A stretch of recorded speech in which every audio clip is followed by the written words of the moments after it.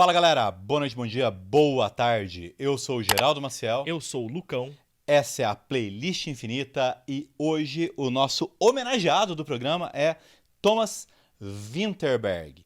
Se você não conhece, você pode estar se perguntando, meu Deus, os caras vão falar de um cara absurdamente desconhecido? Não, a gente vai falar de um dos diretores mais importantes da história da Dinamarca e você pensa, caramba, Dinamarca? Sim, Dinamarca, que é um dos grandes pós de cinema do mundo, sim, faz um filme bom pra caramba e ele é talvez um pouco menos conhecido do que o Lars von Trier, que é o brother dele, mas que negócio, né? Lars von Trier é polêmica atrás de polêmica, fez muito filme bom, mas polêmica até não poder mais, e ele não tem não, ele é um diretor consistente, bacana, com mais de 30 anos de carreira, considerando que o primeiro filme dele, o nome aqui é Sneblind, acho que é isso, é de 1990, né? Ele fez um curta. E aí, desde esse filme, o que ele vai fazendo? Ele vai transitando entre uns filmes de orçamento mais modesto e uns filmes mais caros, que ele pode usar mais recursos, né? A coisa mais robusta. Mas uma coisa a gente não pode negar. É um cineasta de sensibilidade absurda. O cara é brabo demais. E tivemos essa ideia de fazer esse vídeo aqui faz muito tempo já. A gente só foi enrolando, para falar bem a verdade. Por quê? Porque esse vídeo é aquele tipo de vídeo que dá trabalho. É pesquisa, é um monte de filme que a gente assiste. Então, você pode nos recompensar. Deixando aquele like, se inscrevendo no canal e clicando no sininho para ativar as notificações e ficar por dentro do melhor conteúdo de cinema do Brasil. Bom, ano passado a gente assistiu Druk, que aqui eu sempre esqueço que no Brasil é Mais Uma Rodada, o título, né? Que foi o filme dele que ganhou o Oscar de filme internacional no ano passado. Qual que é a história do filme? Basicamente, é um grupo de amigos que resolve fazer um teste para tentar comprovar uma teoria de que o corpo humano tem que manter ali uma quantidade de álcool no sangue, então eles passam a beber todo santo dia, né? E aí é óbvio que a coisa desanda, né? Não dá para ser diferente. Mas o interessante é perceber que o filme vai muito além desse plot, porque é um filme sobre amizade, sabe? Sobre relações humanas. E ele consegue, cara. O Thomas Vinterberg tem um talento para fazer uma análise muito profunda do ser humano, sabe? Diria eu que é um talento que poucos cineastas têm. A gente virou muito fã dele Sim. depois disso, né? E aqui, momento curiosidade, uma curiosidade um pouco triste, né? Um pouco não, muito triste, me perdoe. Fazer o filme sobre amizade reflete muito o que aconteceu por trás das câmeras, porque a Ida, filha do Thomas Vinterberg, morreu num acidente, ela tinha 19 anos, ela ia participar do filme, ia ter cena filmada na escola dela e tudo, mas ele quase desistiu de fazer o filme com toda a razão, mas os amigos dele, os atores do filme, que são amigos mesmo dele, foram atrás, incentivaram ele a fazer o filme, porque, cara, um artista vive da arte, a arte alimenta o artista, então superar aquele momento para ele se torna, eu não diria mais fácil, porque eu acredito que não é um momento fácil de maneira nenhuma, mas talvez um pouco menos pesado com a ajuda dos amigos, com a ajuda da arte, e aí ele cria o filme como uma homenagem à filha dele, né? Eu acho a história desse filme encantadora. Eu lembro dele fazendo um discurso no Oscar quando ele foi receber o prêmio de melhor filme internacional. O discurso dele foi tão emocionante, cara. E Foi. deixa ali muito. Ele expressa bem que se não fossem os amigos, Aham. aquele filme não existiria. Eu confesso, cara, eu não sei se você lembra, mas não foi o meu filme favorito do Oscar do ano passado. Eu gostei mais em termos narrativos, né, do Kovács Zaida, mas o filme ganhou com todo o mérito. Inclusive ele foi indicado a melhor direção também, né, naquele ano, mas perdeu. Mas, gente, Druk não é o nosso assunto, né? Até porque quando o canal ainda era só um podcast, a gente já falou muito sobre esse filme. Então a gente decidiu falar sobre 3 filmes que ilustram momentos e características diferentes da obra do diretor, que são Festa de Família, A Caça e Longe deste Insensato Mundo. Vamos para um pouquinho de história sobre o nosso assunto aqui.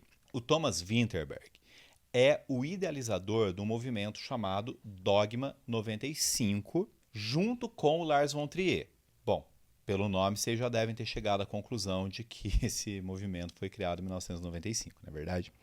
Numa conversa ali entre eles, nasce um manifesto que foi escrito em 45 minutos com as 10 regras ali que norteariam esse movimento. Eles estavam se encontrando ali no Odéon, que é um teatro de Paris, né? No evento em comemoração ao centenário do cinema. E aí eles pensam, por que não retomar as raízes do cinema? Por que não retomar o que o cinema era antes dos grandes estúdios, antes dos efeitos especiais e o Diabo a 4? E aí eles escrevem esse manifesto e falam, vamos pôr em prática?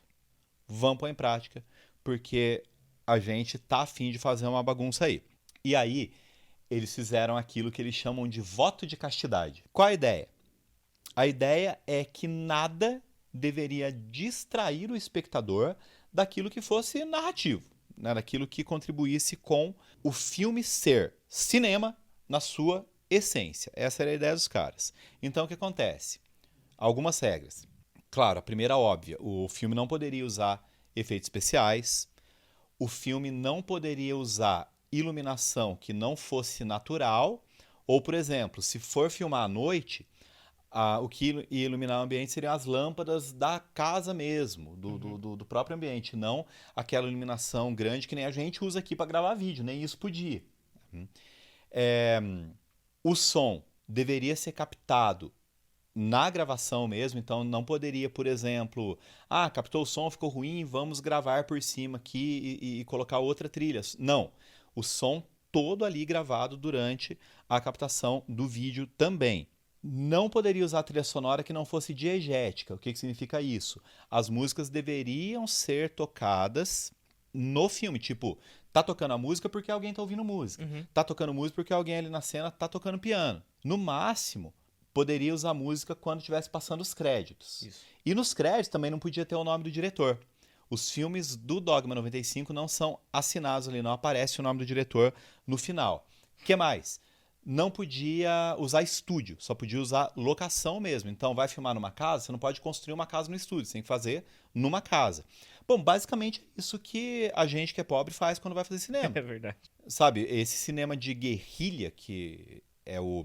Bom, é o que mantém o cinema vivo longe dos grandes estúdios, ele é feito assim, cara. E o que mais? A câmera tinha que estar sempre na mão. Eles não iam usar tripé, aquele carrinho, não iam usar nada daquilo.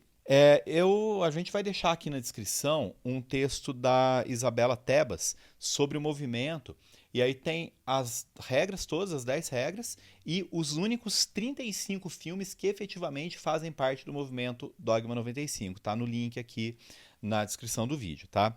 E o primeiro filme é justamente o Festa de Família, que é de 1998, que sai um pouquinho antes de Os Idiotas, do Lars von Trier. Sai no mesmo ano ali, mas sai um pouco depois, né? Eu te faço uma pergunta. Você já sabia dessas regras todas do Dogma 95? Cara, eu fui procurar melhor pra saber, quando a gente falou do Druk, e aí eu descobri que o Thomas Vinterberg era parte desse manifesto do Dogma 95, e eu sabia que o Lars von Trier era. Então eu fui procurar pra saber as regras, mas eu nunca tinha assistido nada vindo desse manifesto. Eu tô perguntando por quê? Porque eu acho que deve ser uma experiência muito curiosa você assistir Festa de Família sem saber isso. Sim. Porque, pô, o filme é de 98. 98 já havia tecnologia bacana aí pra se fazer cinema. E aí você assiste aquele filme e o estranhamento imagético é muito imediato. Imediato. E porque o movimento é muito radical. Então, quando você sabe que ele faz parte desse movimento e quais são as regras, você passa a aceitar os movimentos muito bruscos de câmera, por exemplo, que não são comuns, né? Os cortes muito secos, a iluminação, que é essencialmente fraca, por assim dizer. Não fraca de ruim, mas é iluminação de lâmpada, assim, sabe? Iluminação ambiente. Né? E a ausência de trilha sonora. É difícil a gente ver filme que não tem trilha sonora, então cria-se uma sensação estranha, né? Então, é muito necessário entender o filme como uma experiência estética, tá? Que tenta criar as bases ali para um novo tipo de cinema. Se você gosta de história de cinema, vai buscar esses filmes. Vê, por exemplo, cinema novo que surgiu aqui no Brasil na década de 60, filmes do Glauber Rocha, que inspiraram o Dogma 95, viu? Só pra gente deixar claro aqui, tá? O problema, gente, é que é uma rigidez muito hermética, sabe? Muito fechada. O que torna quase impossível a continuidade desse movimento. Na verdade, foi impossível. O último filme do Dogma 95, se não me engano, é 2004. É um movimento muito curto, né?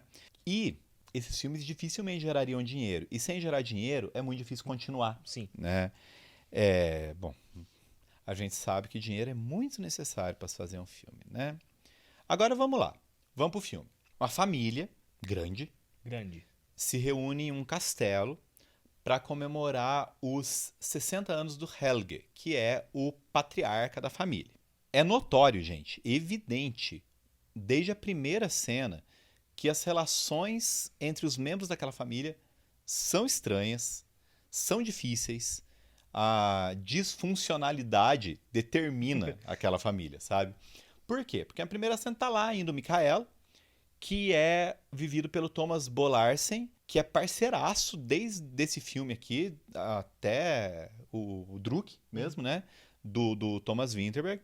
E ele tá indo lá no carrinho dele, aquele carrinho piquititico. Ele, a mulher, 2 filhos. Aí ele vê o irmão dele indo a pé, o Christian. Ele para o carro, cumprimenta o irmão, dá uns tabef no irmão, né? Cumprimento escrotíssimo. E ele fala pra mulher e pros filhos dele. Os filhos deles são crianças, né? Ou vão a pé que eu vou levar meu irmão. Não tem como pôr mais gente no carro porque o carro é muito pequeno. Ela, o quê? Vai a pé? Vai a pé. E vai mesmo. E vai, mano. E vai. Ele chega com o irmão dele no hotel e a gente já sabe que o Mikael aprontou alguma no aniversário anterior do pai dele e que ele não era bem-vindo lá. Aí o Christian dá um jeito, não, me responsabilizo, beleza, fala com meu pai, tranquilo, é nóis.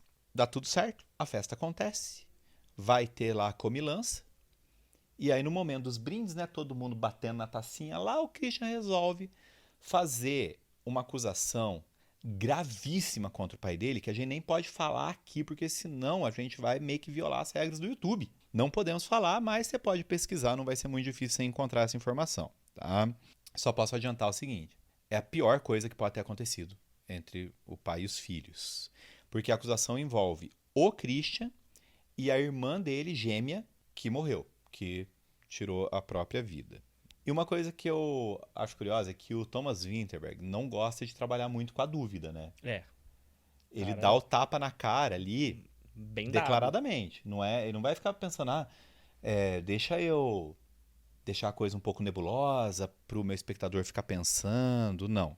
A gente percebe que o pai realmente fez aquilo de que é acusado, embora a família se recuse a acreditar. Meu amigo, é ótimo ver aqui nesse filme que, mesmo com todas essas limitações que o Dogma 95 impunha, o Thomas Vinterberg ele consegue utilizar de recursos que dão um estilo pro filme dele. Por exemplo, no começo, os carros estão chegando no hotel e tem uns takes que ele faz da perspectiva do lado do carro. Uhum. E ele fica trocando toda hora pra ver a visão de dentro do carro. Pensando que a câmera fica na mão, deve ser dificílimo ele filmar essa lateral do carro, porque o carro tá em movimento, tá bem rápido.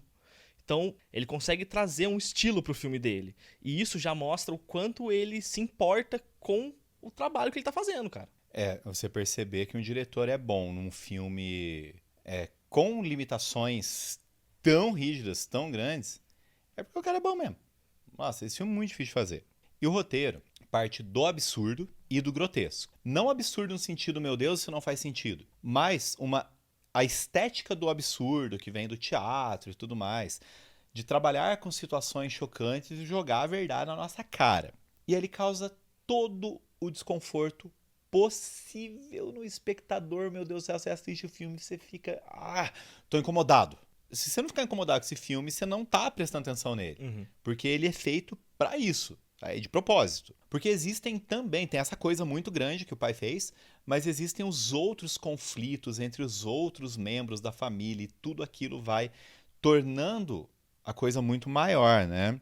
A revelação do Christian funciona como um espelho para que cada um olhe para si mesmo, mesmo que eles neguem toda a podridão deles, né? É igual o CJ Ramone canta na música Creeding Family, desse disco aqui, Adiós Amigos, do Ramones. Gente, último disco do Ramones. Comprei na época, rapaz. Comprei na época esse disco aqui, 1995, mas tem uma música que ele fala: Hey, here is the mirror. See your stupid face. Que é o que eu acabei de falar. Olha pro espelho e vê a sua cara estúpida, porque é isso, é a família ali naquele momento, olhando pra si, pra tudo de ruim que eles têm, velho. Ainda falando do roteiro, o texto ele é corajoso e explícito, mostrando o quão podre uma família pode ser, trabalhando temas muito imperdoáveis, como por exemplo a família inteira cantar em plenos pulmões uma música racista, cara. Aquela cena é de um nível de absurdo. E eu acho interessante porque você tem ali o diretor lançando o olhar sobre o próprio povo dele, né? Porque ele tá jogando essa coisa do racismo de um país que é completamente branco. E a sensação de mal-estar fica exatamente pela naturalidade que aquilo tá acontecendo. É? E o Todo dire- mundo aceita, né? Todo mundo aceita. E o diretor, ele sabe muito bem pra onde que ele vai mirar a câmera. E ele usa uns closes que eles vão muito do fundo até chegar no rosto do ator que ele tá mirando, cara. Meu, dá nojo a cena. E é muito natural. Não é à toa que o Thomas Vinterberg é considerado por muita gente o grande diretor do Dogma 95. E o cara é talentoso, ele não precisa das polêmicas que o Lars von Trier usa, sabe? Bom, o Festa de Família é o único filme dele a seguir as regras do Dogma 95. Aí depois o que ele fez? Ele dirigiu uns clipes musicais, inclusive 2 músicas do Blur. Foram, pelo que eu vi lá, foram 2 clipes. O No Distance Left to Run, que você vê é muito a estética do Thomas Vinterberg do começo ainda, e o Don't Bump When You're the Bump. Essa música eu nem conheço, pra falar a minha verdade. E, em 2003, ele já dirigiu o primeiro filme americano dele, que chama It's All About Love, e por causa dele ser do Dogma 95, no Brasil deram o título de Dogma do Amor, velho. Os caras são muito dementes pra criar título às vezes. Não tem nada a ver com o filme. Mas vamos dar um salto aqui e falar de A Caça, 2012, velho. Primeira parceria dele com o Mads Mikkelsen, que é um ator excelente. Excepcional. E, bom, sob certo aspecto, esse filme é tão incômodo quanto Festa de Família, viu? Vou falar. Ele foi escrito pelo Thomas Vinterberg, mas em parceria com o Tobias Lindholm, que é também um parceiro contumaz dele aí, fez Druk também. E o filme se afasta completamente das regras do Dogma 95, né? E mantém 2 características comuns ali com o Festa de Família. A pancada na cara da gente, que é forte, não é forte. E o apreço por não ficar criando mistérios desnecessários. Qual é a trama? O Lucas, que é o Mads Mikkelsen, ele é um professor que perdeu o emprego porque a escola que ele trabalhava fechou. E aí ele foi ser tipo auxiliar de educação infantil, de criancinha mesmo, o quê? 3, 4 anos, 5 no máximo, né?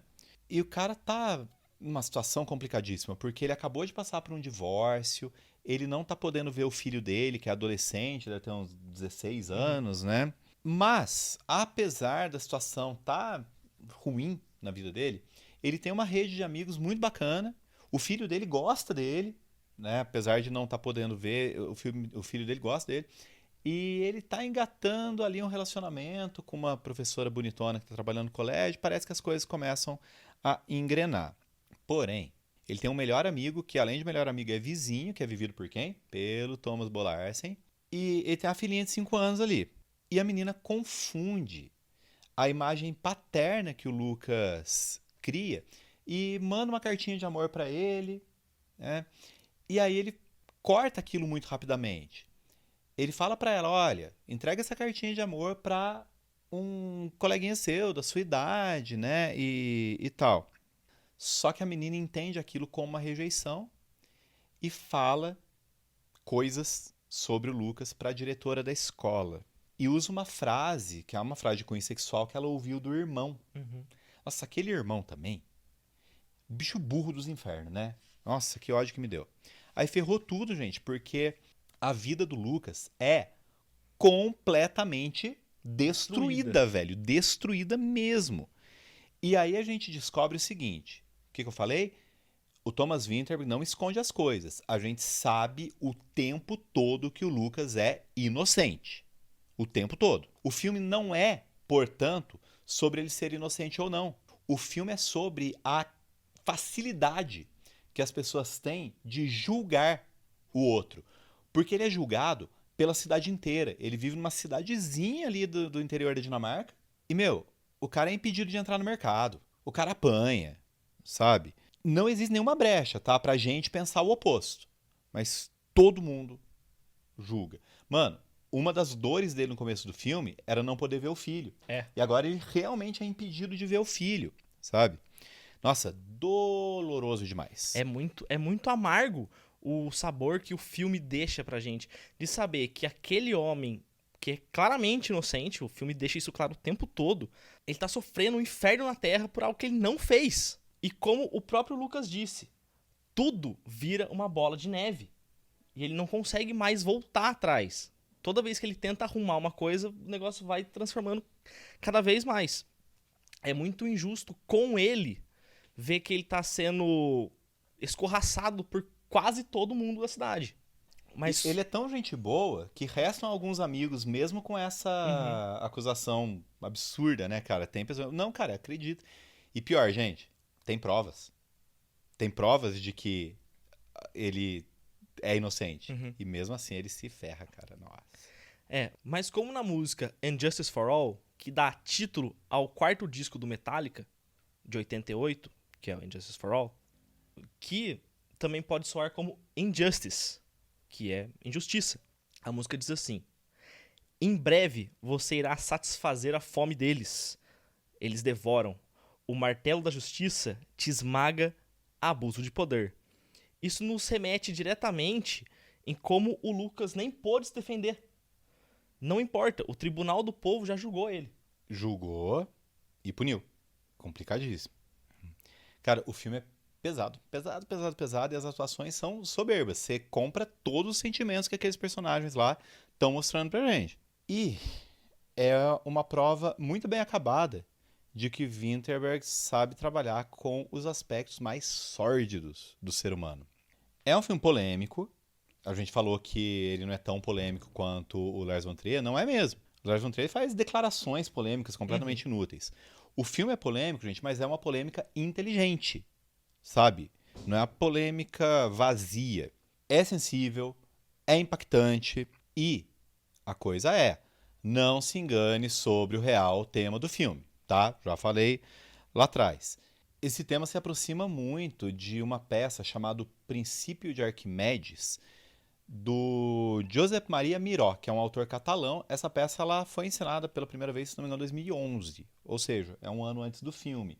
Pode ser que ele tenha visto a peça e feito, pode ser, é parecido. Tem um filme brasileiro chamado Aos Teus Olhos, que é de 2017, feito pela Carolina Jabor, que é realmente uma adaptação direta dessa peça.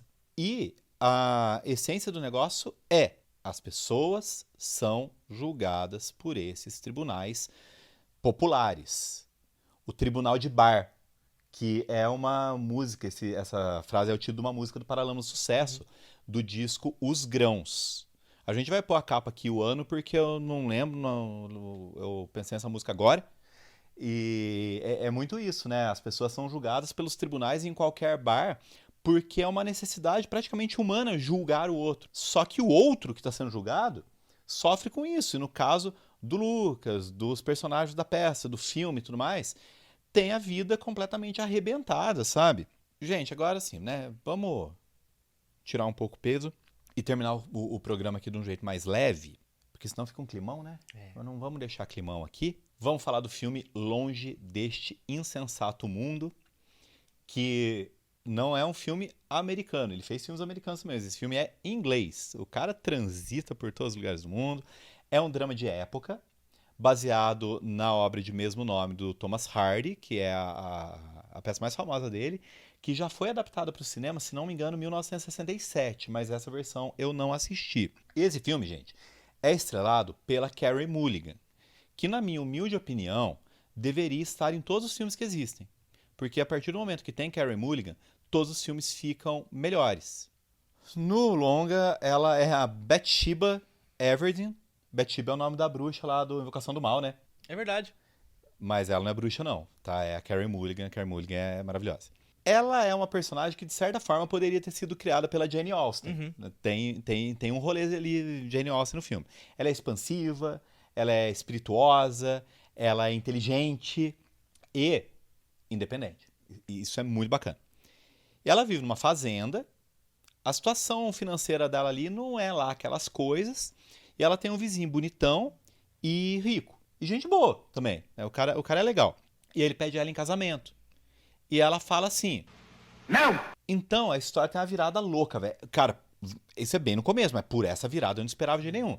O cara tem toda a criação de ovelha dele lá, o cachorro começa a latir, as ovelhas se assustam, arrebenta a cerca e todas as ovelhas caem do penhasco. Cara, que cena doída. Dolorosa demais, nossa, cara. pelos bichos e por ele. Porque naquele momento ele ficou pobre. Nossa, cara. E aí, por outro lado, ela recebe uma herança do tio dela e fica rica. E vai para outra fazenda que ela herdou lá com os funcionários, tudo. Uma fazenda que renderia muito mais dinheiro. Uhum. A gente não vai entrar em detalhes aqui, porque o que nos interessa é como o Winterberg trabalha com tudo aquilo que há de humano na história dele. A Carey Mulligan, eu prefiro falar Carey Mulligan do que Bathsheba, porque ressalta aqui o nosso amor por ela. Quer dizer, pelo menos o meu. O seu eu não sei. Não diria que eu amo ela, mas ela é uma ótima atriz. Inclusive, acho que ela devia ter ganhado o Oscar no passado. A personagem dela, gente, tem 3 pretendentes. Igual a Terezinha, da música Terezinha, não, da Terezinha não, do Chico Buarque, que tá na Ópera do Malandro, que é uma peça, e aqui no disco da peça, ela é cantada pela Zizi Posse. Claro que na peça ela é cantada pela atriz que está interpretando a Terezinha. Mas ela tem 3 pretendentes ali, né, a Ópera do Malandro de 85, tá? Só pra dar a informação completa. E aí, os 3 são diferentes, da Terezinha e da Bathsheba. Os 3 chegam com intenções diferentes, né?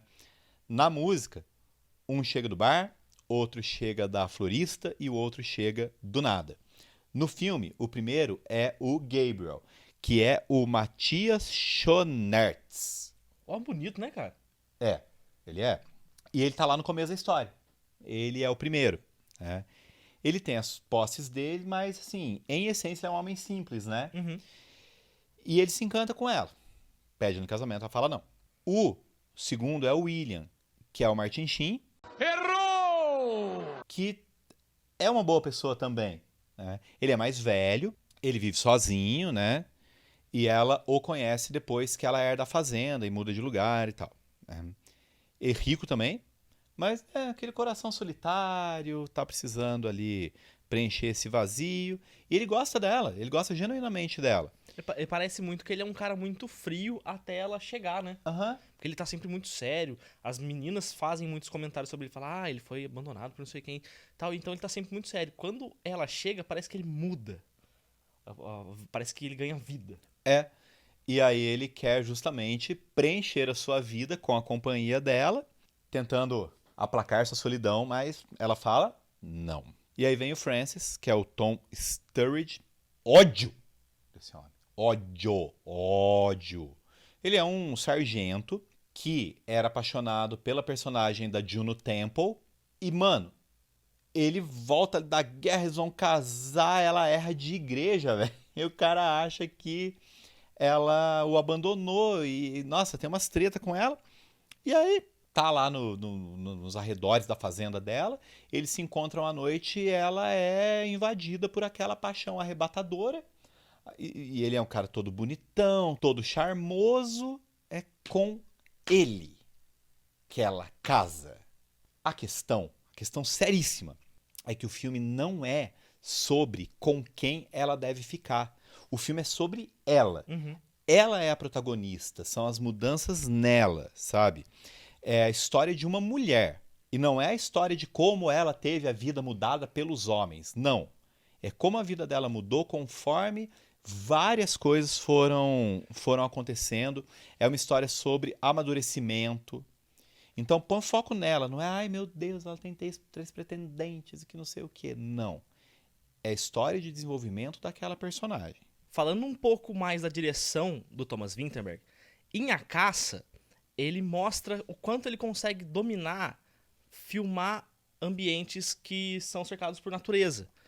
A diferença é que no filme de 2012, a natureza em questão são florestas muito densas e muito escuras. E aqui ele explora muitos campos abertos, muitos planos bem abertos, mostrando toda a riqueza do ambiente inglês. E fora isso, ele trabalha muito bem também com a fotografia, que ajuda muito a ambientação pra gente realmente acreditar que a gente tá vendo um filme do final do século XIX. A fotografia é muito bonita. Muito bonita. Muito bonita mesmo. Agora, gente, vamos dar um mega spoiler do fim do filme, mas, pô, a gente deu spoiler de todos os filmes, né? Nem sei por que eu tô avisando. Mas, enfim, ela fica com o Gabriel.